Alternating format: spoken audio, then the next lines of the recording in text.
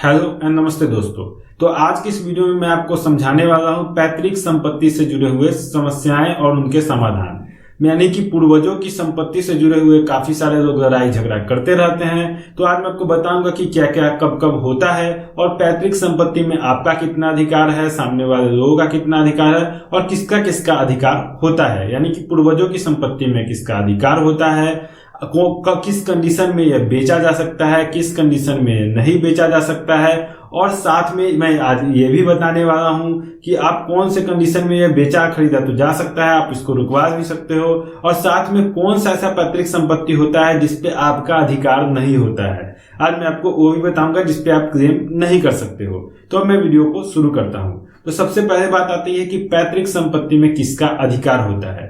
देखिए, पूर्वजों की संपत्ति में अधिकार केवल 4 पुरखों तक होता है, यानी 4 जो पीछे बीता हुआ कल के जो जनरेशन रहे उनका होता है। जैसे कि आप हो गए, आपके पापा हो गए, उनके पापा हो गए, उनके पापा, यानी कि आप, आपके पापा, आपके दादाजी, दादाजी के दादाजी, इनका अधिकार होता है पैतृक संपत्ति में। यानी कि अगर इनमें से अगर चारों आदमी जिंदा हैं तो चारों आदमी के नाम पे आपका जो प्रॉपर्टी होगा वो डिवाइड हो जाएगा।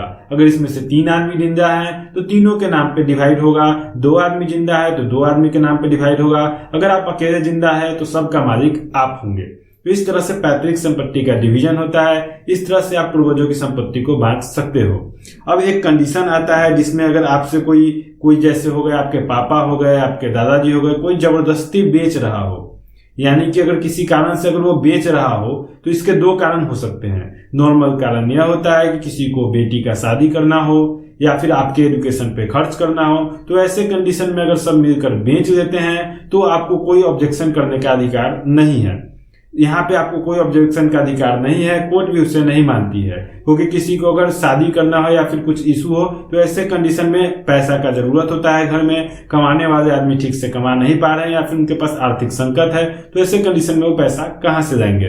तो ऐसे कंडीशन में वो शेयर हो सकता है। लेकिन एक ऐसा कंडीशन भी आता है जिसमें जो आपके गार्जियन हैं वो शराब पीने के लिए, अय्याशी करने के लिए, बाहर घूमने के लिए, समोसा लिट्टी खाने के लिए, इस तरह के छोटे मोटे कारणों के कारण वो खुद तो कमाते नहीं हैं लेकिन वो प्रॉपर्टी बेचकर खाना चाहते हैं। तो ऐसे कंडीशन में वो प्रॉपर्टी नहीं बेच सकते हैं। जी हाँ, जो चारों अधिकारी है वो चारों के नाम पे प्रॉपर्टी डिवाइड होगा, तभी वो अपना हिस्सा बेच सकते हैं। नहीं तो उनको कोई ये अधिकार नहीं है कि वो आपके हिस्से का प्रॉपर्टी बेच सके। आप बस आपको कोर्ट से स्टे दे देना है या फिर जो वहां पे जो सीओ होता है वही स्टे लगा देगा। इसका जो प्रॉपर्टी बिकने वाला नहीं है, उसी वक्त रुक जाएगा।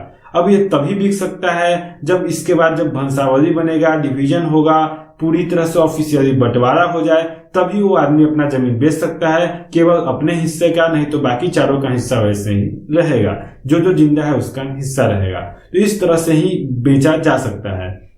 आपने दोनों बात समझ ली है कि पैतृक संपत्ति क्या होती है और इसमें कौन कौन किस किस कंडीशन में बेच सकता है। अब मैं आपको बताता हूं कि कौन सा वो संपत्ति है जिसमें आपका अधिकार नहीं होता है पैतृक होते हुए भी। यानी कि अगर आपके दादाजी हैं, उन्होंने कोई प्रॉपर्टी खरीदा है, यानी कोई घर खरीद लिया है या फिर कोई खेत खरीदा है, कुछ भी एक जगह खरीदा है जिसपे केवल उनके नाम से जमीन है, जो कि वो अपने कार्यकाल में कमाकर खरीदे हो।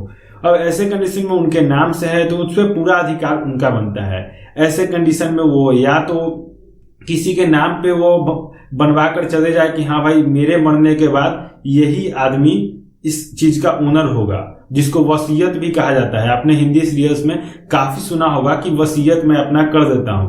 तो यहाँ पे अगर कोई आपका चाहता हो, जैसे आपके घर में 2 बेटे और 2 बेटियां हैं, तो ऐसे कंडीशन में वो चाहते हैं कि हमारी बेटियां हमको ज्यादा प्यार करते हैं, बेटे मुझे धक्के मारते रहते हैं, तो वो चाहे तो अपने बेटिया को दे सकते हैं या फिर बेटियों को या फिर बेटे को, किसी एक को दे सकते हैं, जिसके नाम से वो बनाकर जाएंगे वसीयत, उन्हीं को वो जमीन मिलेगा, बाकी किसी का वो अधिकार नहीं होता है। हाँ, लेकिन एक कंडीशन है जहां पे अगर वो किसी के नाम पे जमीन नहीं डालते हैं तो उस पे सबका अधिकार होगा। यानी कि इसी कंडीशन में केवल वसीयत बनाया जा सकता है। आप नॉर्मली अगर पूर्वज का संपत्ति है उस पे कोई भी आदमी वसीयत नहीं बना सकता है, न आपके दादाजी न परदादाजी, किसी का कोई अधिकार नहीं है कि वो वसीयत करके सामान को इधर से उधर कर पाए। अब आप पूछिएगा कि मेरा अधिकार कब होगा। मान लीजिए आपका एज आज 17 साल का है, आप एक बच्चे हैं, तो क्या आपका भी आपके पूर्वजों के संपत्ति पर अधिकार है? जी हाँ, बिल्कुल। सबसे खुशी का बात आपके लिए यही है कि आपका भी इस पे अधिकार है। अगर दादाजी पापा जी अगर बेचते हैं, अगर आपका आज ही 18 पुरने वाला है, आप फटाक से स्टे ले सकते हैं, क्योंकि मालिकाना हक आपका भी है। आपके संपत्ति को कोई नुकसान नहीं पहुंचा सकता है, इसलिए आप उसी वक्त उस पर स्टे लगवा सकते हो। हाँ, एक कंडीशन ऐसा भी आता है कि वो बेच लिए हो, इसके बाद भी आप स्टे लगवा सकते हो कि भाई मेरा हिस्सा मुझे देना पड़ेगा। तो ये मैं एक नॉर्मल कंडीशन में कह रहा हूँ जिसमें आपके साथ आपके पापा का विवाद हो। ऐसे कंडीशंस में नॉर्मली आपको ऐसा नहीं करना चाहिए, क्योंकि घर में मिलजुल कर रहना ही हमारी भारतीय संस्कृति का हिस्सा भी है। इसलिए आप संस्कृति को जरूर फॉलो करें। तो ये पूरी तरह से ज्ञान था प्रॉपर्टी से रिलेटेड। और भी इस तरह के वीडियो देखने के लिए आप हमारे चैनल को सब्सक्राइब कर सकते हैं। हर तरह के मुसीबत का इलाज आपको हमारे चैनल पर मिल जाएगा। मैं मिलता हूँ अगली वीडियो में, तब तक के लिए टाटा बाय बाय, जय हिंद।